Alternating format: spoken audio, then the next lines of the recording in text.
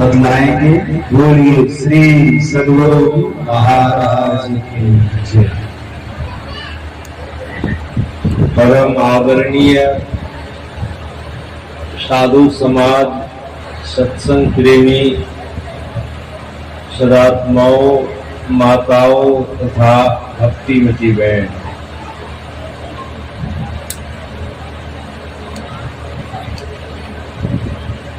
भगवान श्री राम दिखाना चाहते हैं, क्योंकि मर्यादा पुरुषोत्तम भगवान श्री राम इस धराधाम पर आए थे हम लोगों को शिक्षा देने के लिए, उपदेश देने के लिए। तो आज के मानस के प्रसंग से भगवान श्री राम का संकेत या कहिए उपदेश क्या है। भगवान श्री राम कहना चाहते हैं, जो मर्यादा पुरुषोत्तम कहलाने का जिसका सौभाग्य प्राप्त है, हम लोग भगवान श्री राम को बड़े अनन्य भाव से,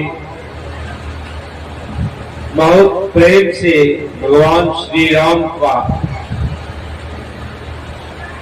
नाम लेते हैं। और अभी यह जो राजस्थान है, मैं देख रहा हूं, यह नवरात्रा के समय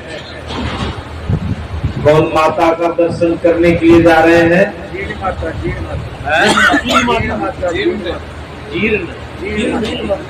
जीन माता का दर्शन करने के लिए सब लोग जा रहे हैं। विचार करिए, वहां जीन माता का दर्शन भगवान श्री राम के साथ में कौन माता है? सीता मां है। और वह जीन माता कहाँ है? यही राजस्थान में पहाड़ों के समीप में। कितने लोग मैं देख रहा हूं रोड से, सब कोई जा रहे हैं, कोई झंडा लेकर, कोई गाड़ी में बैठकर बाजा बजाते हुए, जय जयकार करते हुए जा रहे हैं। कितना प्यार है, कितना प्रेम है। और विचार करें कि वहां जो राजस्थान के पराया और भी जगह के वहां लोग आ रहे हैं। क्या क्या है कि वहां जाने से, उस माता के दर्शन करने से हमें आनंद मिले, सुख मिले, बहुत सारी जीवन में बहुत तरह की समृद्धि हो, यही ख्याल लेकर जीन माता के पास में लोग जाते हैं।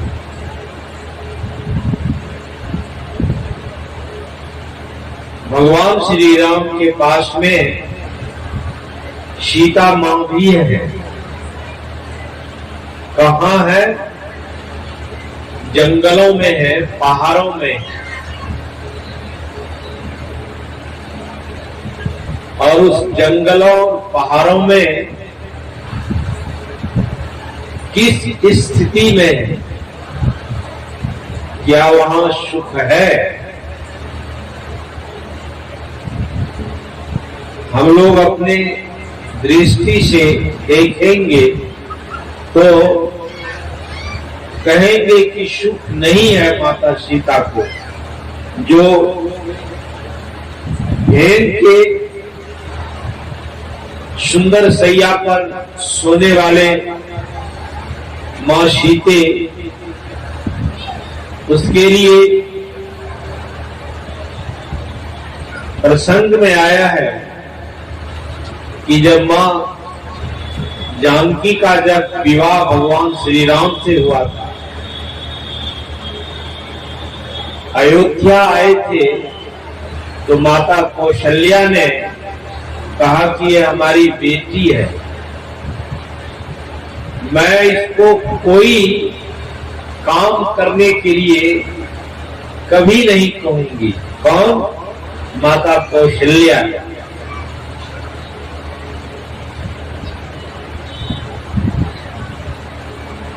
एक समय आया अयोध्या में, एक बहुत बड़ा राक्षस आ गया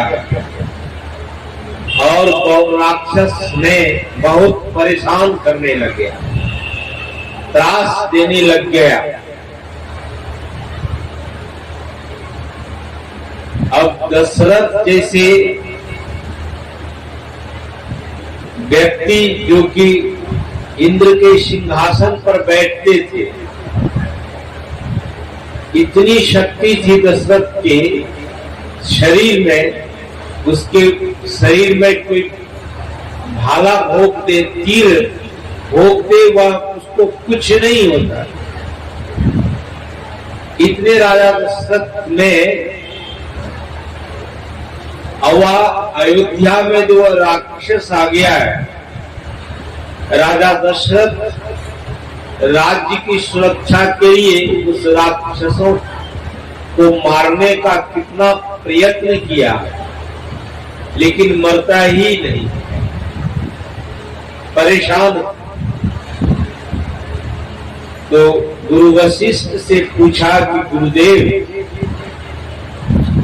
ये राक्षस तो इतना आतताई है, मरता ही नहीं, कैसे ही मरेंगे? कहा, दशरथ, तुम्हारी जो बेटी है सीता, जानकी, उनको कहो कि 12 बजे रात्रि में दीपक, अभी तो बिजली चलता है ना, रोशनी जलते हैं ना, कुछ समय था बिजली नहीं, दीपक जलते रहता था, रात भर दीपक जलते रहते। राजा दशरथ से गुरु वशिष्ठ ने कहा कि सीता को कहिए कि वो 12 बजे रात में उस दीपक को बुझा दे, तभी वह राक्षस मरेगा। कौशल्या से राजा दशरथ ने कहा कि उसलिए हमारी जो बेटी है जानकी, सीता, उनको कहो, राक्षस बड़ा आपदाई है, बड़ा परेशान कर रहा है, उस दीपक को 12 बजे रात में उसको बुझा दे, तभी वो राक्षस मर सकता है। कहा हम बुझा देंगे? कहे नहीं, तुम्हारे बुझाने से नहीं मरेगा, सीता ही बुझाएगी तभी मरेगा। कौशल्या माता ने राजा दशरथ को बहुत धिक्कारा, तो आप में शक्ति नहीं है राक्षस को मारने का? कौशल्या माता ने कहा कि आप नहीं मार सकते तो मैं जाकर राक्षस को मारूंगा। अब देखिए उस समय माताओं में कितनी शक्ति होती है, और वह शक्ति कैसे होती है? उसका जो साधना है, जब तक वो एक समय था, त्रेता युग की बात है, उस समय भी माता कौशल्या साधना की है, सीता भी साधना की है। जितने भी हमारे इतिहास में हमारी माता बहन है, शवों में साधना की है। जिस साधना के द्वारा आतताइयों का दमन होता है, हमारे अंदर में आप लोग को जनाना चाहूंगा, अपने अंदर में 6 प्रकार का दुष्ट है। 6 प्रकार का दुष्ट है, जिसका नाम है काम, क्रोध, लोभ, मोह, मद और मत्सर। मत्सर कहते हैं डाह। ये 6 प्रकार का दुष्ट है। हम जीवों को परेशान किए हुआ है। इस 6 विकारों को दमन करने के लिए ही यह मनुष्य शरीर प्राप्त। तो मैंने सुना रहा था कथा कि राजा दशरथ ने कौशल्या से कहे, कौशल्य हमारी सीता को कहो कि 12 बजे, ठीक 12 बजे रात में वह दीपक को बुता दे। तो कौशल्या ने कहा कि मैं तो कहा हूं कि हमारी जो बहू है सीता, उसको हम कोई काम नहीं दे सकते। कैसा है प्रेम, सास और बहू में कितना प्रेम है, लेकिन ताई राक्षस मर नहीं रहा है। इसलिए सीता ने कहा कि माँ, अरे दीपक ही तो बुझाना है, क्यों आप घबरा रही हैं? कहा नहीं बेटी, मैं तुमको दीपक बुझाने नहीं दूंगी। कहा नहीं माँ, ऐसा मत कहो। तब फिर माता सीता ने 12 बजे रात में जग करके दीपक को बुझाया और तब वह राक्षस मारा गया। यह सब भी कर्म। यहाँ पर यह अभी हमारे महात्मा से कुछ सुन रहे थे, यह कृषि प्रधान देश है। यहाँ जितने भी हैं, कौन गांव है? पालसारा गांव में गांव है।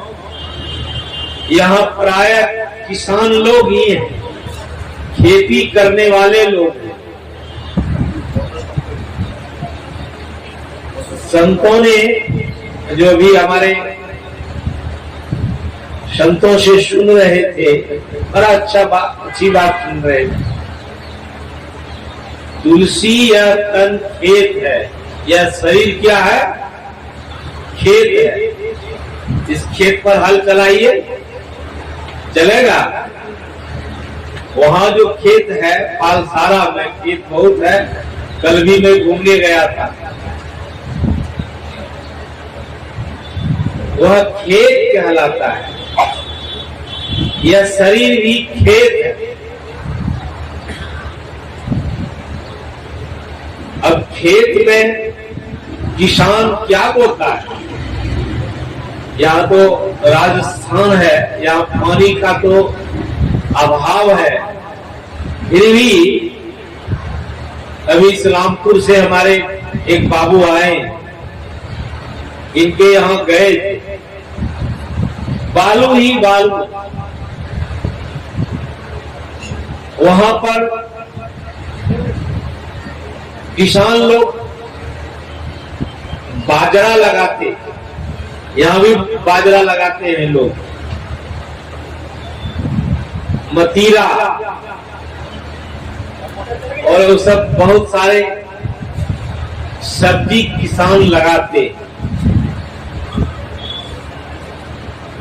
तो संतों का ख्याल है कि जो यहाँ के किसान खेत में जिस तरह का बीज बोता है, चाहे वह बाजरे का बीज डालेगा तो गेहूं तो नहीं होगा, चना नहीं होगा, या मतीरा नहीं, खीरा नहीं, और यहाँ की भाषा तो मैं क्या कहूं, बतिया नहीं। तो किसान जो खेत में बोएगा वही मिलेगा।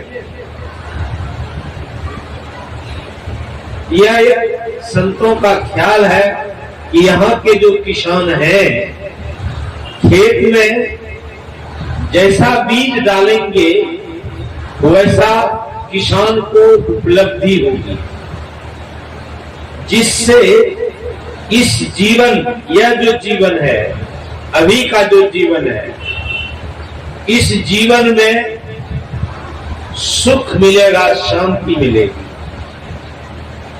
क्योंकि अन्न नहीं होगा, अन्न को ब्रह्म कहा गया है।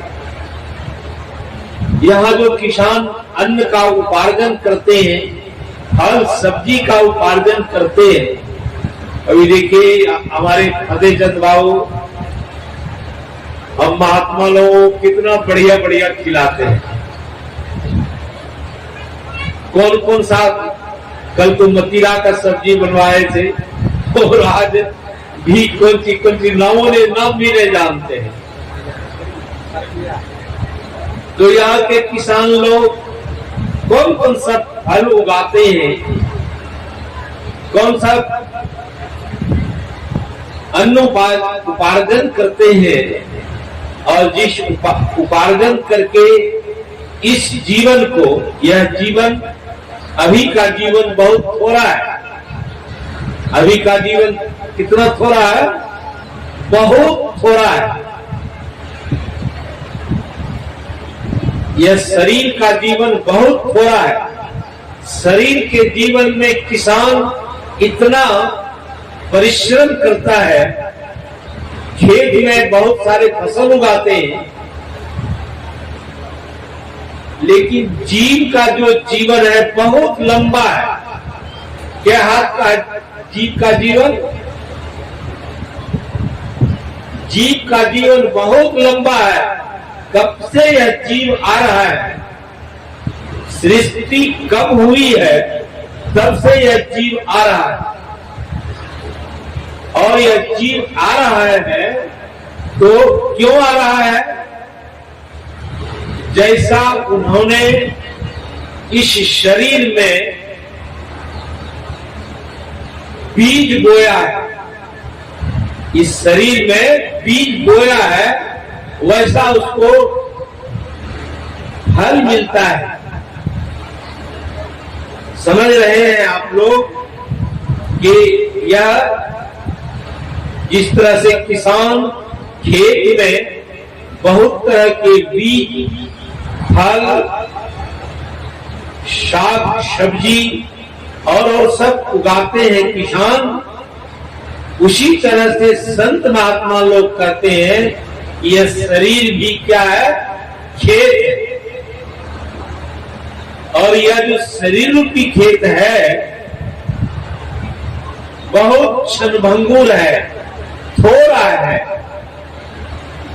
सहजोबाई हुई, उन्होंने कहा पानी का सा बुलबुला यह तन ऐसा होय, पीर मिलन को ठानिए रहिए न परिसोय, रहिए न परिसोय, बहुरी नहीं मन खा देही, आपन हूं को खोज मिले जब राम स्नेही।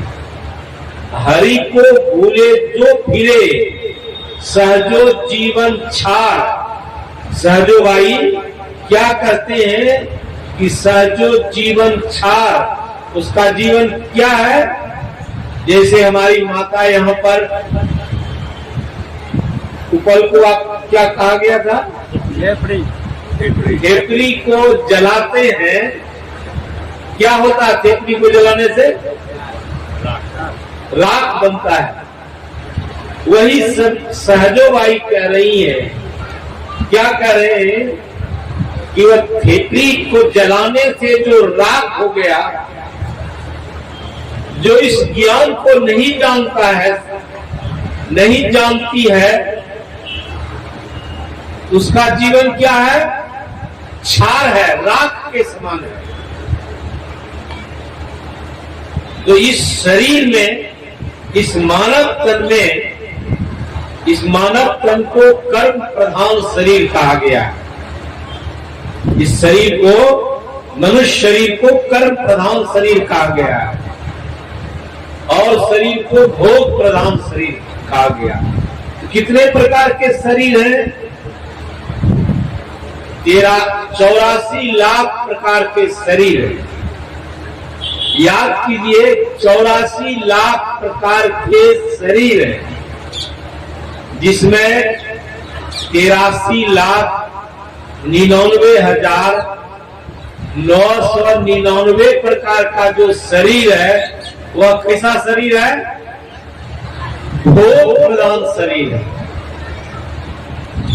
अभी हमारे स्वामी जी सुना रहे थे ना कि जिसको बच्चे से आसक्ति है, बच्चे के भोगों को भोगने के लिए किस शरीर में जाना पड़ेगा? सूअर के शरीर में। मनुष्य शरीर नहीं मिलेगा, सूअर के शरीर में जाना पड़ेगा। यह भी सहजोबाई ही नहीं कही है। यदि उसको घर मकान से आसक्ति है, मरने के समय धन से आसक्ति है, तो वह सर्प के शरीर में जाना पड़ेगा। कितना बढ़िया मनुष्य शरीर मिला है, लेकिन आपने कर्म क्या किया? कर्म को, इसलिए संतों का ख्याल है तो आपको क्या करना चाहिए? यह मनुष्य शरीर कर्म प्रधान शरीर कहलाता है। बकिए 83 लाख, 83 लाख कितना होता है समझिए? 99,999 प्रकार का जो शरीर है वह भोग प्रधान शरीर है। कभी आप मच्छर के शरीर में जाएंगे, कभी कीट पतंग के शरीर में जाएंगे, कभी गधे कुत्ते के शरीर में जाएंगे, कभी बैल, ना जाने कितने प्रकार के शरीर हैं। उस शरीर में आपको जाना पड़ेगा। क्यों जाना पड़ेगा? इसलिए कि आप इस शरीर से, आप इस शरीर में जैसा आपने कर्म किया है वैसे कर्म को भोगने के लिए आपको अन्य शरीर में जाना जाएगा। गोस्वामी जी ने बड़ा अच्छा कहा, कर्म का परिणाम ब्रह्मा को भी भोगना पड़ा है। मानस में पढ़िएगा, जो ब्रह्मा भी देवों में एक देव है, गोस्वामी जी लिखते हैं, मसतई करई बिरंचि प्रभु अजहु मसत्ते ही अस विचार तजी संशय राम भजहु प्रवीण। प्रभु क्या करते हैं? ब्रह्मा को मच्छर बनाते हैं। मच्छर नहीं, मच्छर से तुच्छ बना देते हैं। अब कहिए, गोस्वामी जी संत हैं, वो झूठ नहीं बोलेंगे। ब्रह्मा भी कर्म करने में लगा हुआ। ब्रह्मा का कर्म क्या है? सृष्टि करना। विष्णु का क्या काम है? पालन करना। और शंकर का काम क्या है? संहार करना। गोस्वामी जी कहते हैं कि ब्रह्मा को प्रभु क्या करते हैं? मसकई करई बिरंचि प्रभु, मसक करते हैं मच्छर को। आप लोग मच्छर को जानते हैं। प्रभु ब्रह्मा को मच्छर बनाते हैं, उससे भी तुच्छ बना देते हैं। अब ब्रह्मा जैसे देव को भी कर्म के अनुसार मच्छर से तुच्छ बनना पड़ता है। गोस्वामी जी लिखते हैं। क्यों? इसलिए इस शरीर में जैसा आप कर्म करेंगे वैसा फल भोगने के लिए वैसा शरीर मिलेगा। इसलिए संतों ने कहा तुलसी यह तन खेत है, मन पच कर्म किसान। यह शरीर खेत है, इसमें किसान कौन है? 3 किसान है, मन पच कर्म। किसान का यहाँ तो पालसारा में बहुत सारे किसान हैं, बहुत सारा किसानों का नाम है, लेकिन इस शरीर में कौन किसान है? इस शरीर में कौन किसान कौन सा बीज बो रहा है?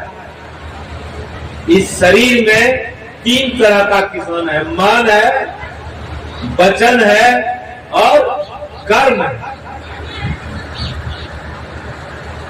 मन से आप जैसा कर्म करेंगे, वचन से जैसा हम कर्म करेंगे और कर्म से जैसा हम क्रिया करेंगे, यह आपके शरीर में ये 3 किसान है, मन वचन कर्म किसान। बीज क्या है? किसान कौन सा बीज डालता है? इस पाप और पुण्य 2 बीज हैं। यदि पाप रूपी बीज किसान खेत में डालेगा, या जो जन है पाप रूपी बीज को इस शरीर में डालेगा, पाप क्या है? बड़ा विचित्र सा पाप। पाप होता ही रहता है।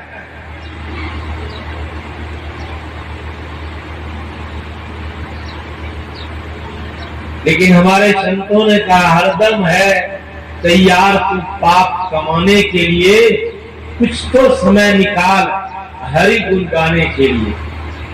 कुछ समय निकालो, ताश खेलते नहीं रह जाओ। मैं आ रहा था तो यहाँ के कुछ भाई बुजुर्ग लोग बैठा है ताश खेलने। नहीं, संतों ने कहा समय का पूरा सदुपयोग करिए। हरदम है तैयार तू पाप कमाने के लिए, कुछ तो समय निकाल हरि गुण गाने के लिए। गर्भवास में कौल किया था, नाम भजूंगा मैं तेरा। जब आप माता के गर्भ में थे, हम लोग कितने यहाँ आए, सभी माता के गर्भ में थे।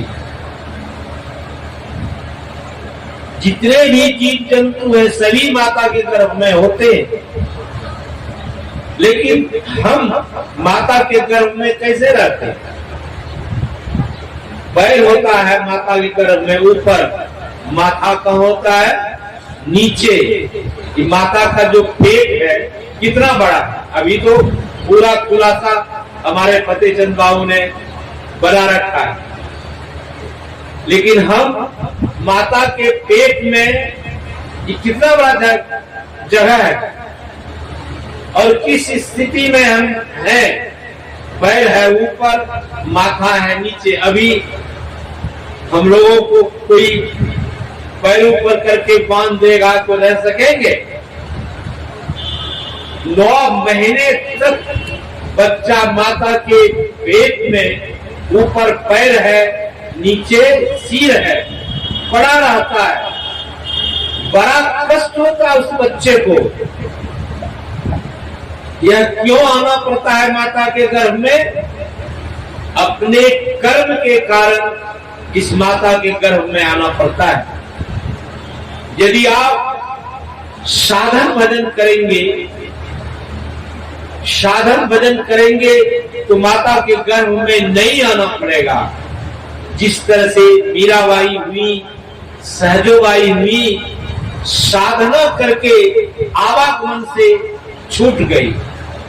वह माता के गर्भ में न मीरा न सहजोबाई, ये सब संत के रूप में है।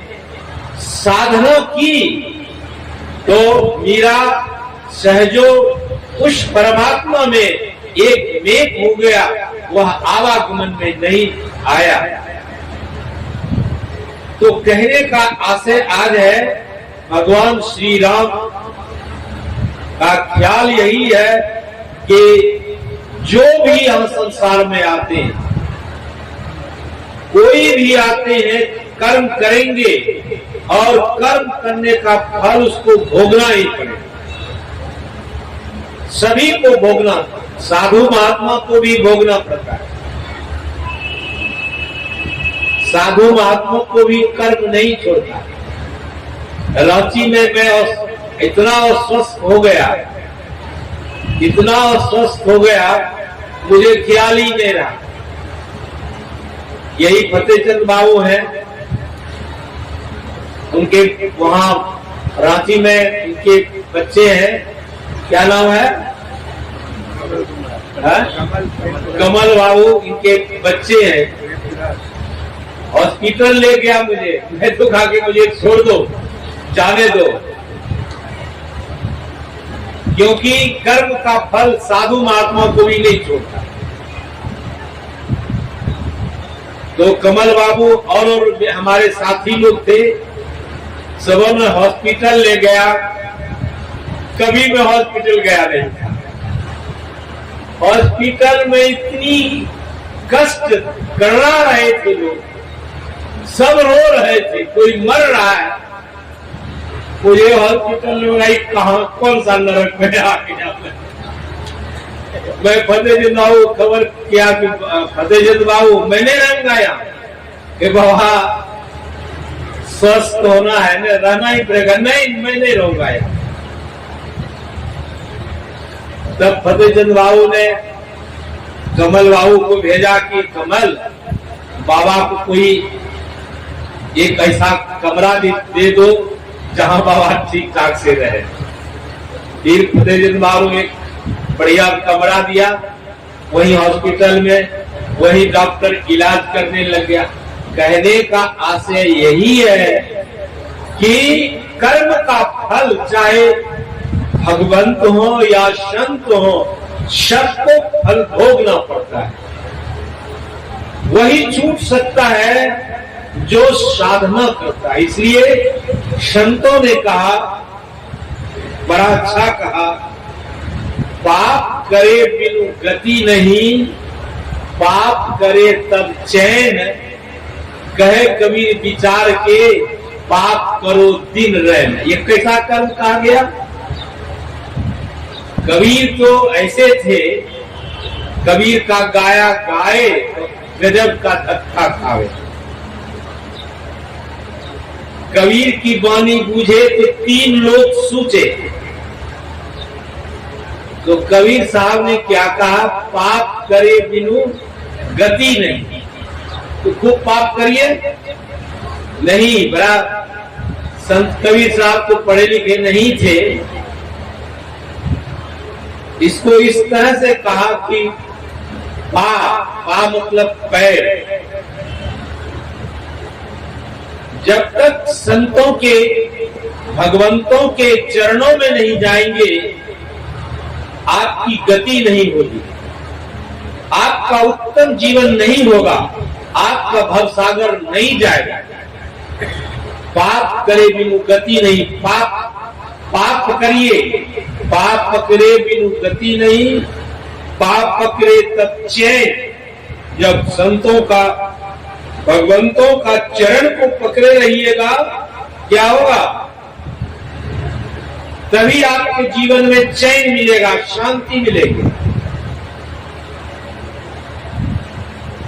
कहे कबीर विचार के, पाप पकड़ो दिन रैन। संतों के चरण को, भगवंतों के चरण को रात दिन पकड़े रहिए। जो संतों के, भगवंतों के चरण में अपने को लगाए रखती हैं या लगाए रखते हैं, उसी का यह जीवन सार्थक होता है और उसी का मन मानता है। इसलिए यह तुलसीदास कहते हैं, यह तन क्या है? खेत है, तुलसी यह तन खेत है, मन वच कर्म किसान, पाप पुण्य दो बीज है, हुए तो लुने नदान। यह दो बीज है पाप और पुण्य का, जो इस शरीर में बोओगे वही आपको भोगने के लिए मिलेगा। ब्रह्मा को जैसे मच्छर से तुच्छ बना देते हैं प्रभु, उसी तरह से हमको किस जीवन में किस शरीर में भेज देगा ठिकाना नहीं है। तो हमारे समय तो बहुत हो गया, अब मेरा तो समय था नहीं, फिर भी हमारे फतेहचंद बाबू के आग्रह से मैं बहुत समय ले लिया, माफ करिएगा। फिर मौका लगेगा तो आप लोग रोज सुनने के लिए आएंगे, बहुत नई नई बात आपको सुनने को मिलेंगे, समझेंगे और फिर आप विचार करेंगे, तब आपको वह